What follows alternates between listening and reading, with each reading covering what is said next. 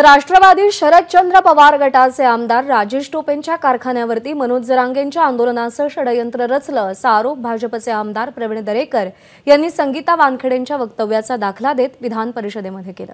त्यावर राजेश टोपे असो किंवा दुसरं कोणीही चौकशी करा, कर नाही त्याला डर कशाला, असं उत्तर शरद पवार गटाचे आमदार जितेंद्र आव्हाड यांनी दिलं। संगीता वानखेडे ज्यांनी त्यांचं काम केलं, जरांगेच्या सहकारी होत्या, त्या काय बोलतात ते सांगतोय मी। बरं ठीक आहे, आता सारांश घ्या, चला संपा। सभापती महोदय, त्याच्यामुळं एसआयटीची राजेश टोपेंच्या कारखान्यावर, सभापती 1-2 मिनिटात 2 मिनिटात घ्या, त्याला 2 राजेश टोपेंच्या कारखान्यावर हे सगळं षडयंत्र रचलं गेलं। त्यावेळेला राजेश टोपे बरोबर रोहित पवार पण होते। सभापती महोदय, मी आपल्या माध्यमातून मुख्यमंत्र्यांचं लक्ष वेधू इच्छितो।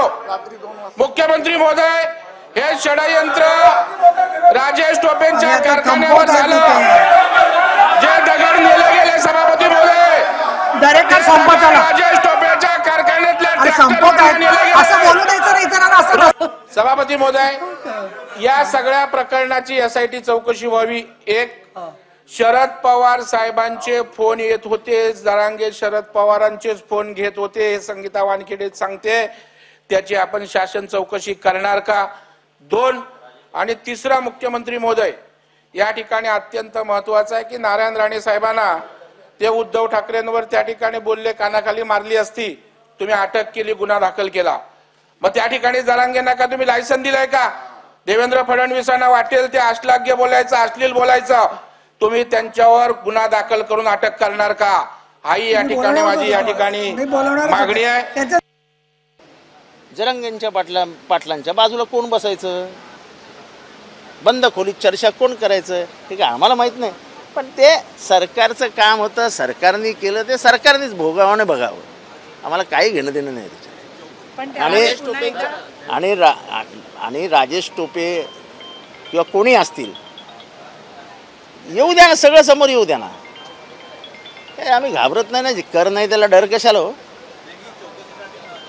हे सगळं तू रडल्यासारखं कर, मी मारल्यासारखं करीन, मग आरडाओरड कर, मग मी बसलेलो असीन, मग वरनं एक आदेश येईल। आम्ही पण सत्तेत होतो, आम्हालाही माहिती आहे अध्यक्षाला सकाळी काय फिडिंग करण्यात येतं। तेव्हा हे सगळं एखाद्या नवख्या माणसाला महाराष्ट्रामध्ये जेव्हा तुम्ही दाखवत असाल तेव्हा खरंच वाटत असेल काय गांभीर्याने चालू आहे। हे सगळं ठरलेलं असतं, सकाळी कोणी ओरडायचं, कोणी बोलायचं, कसं बोलायचं, मग अध्यक्षांनी कसं बंद पाडायचं सभागृह, मग त्याच्यानंतर अध्यक्षांनी काय येऊन बोलायचं, हे सगळा स्टेज मॅनेज शो होता। एबीपी माझा, उघडा डोळे बघा नीट।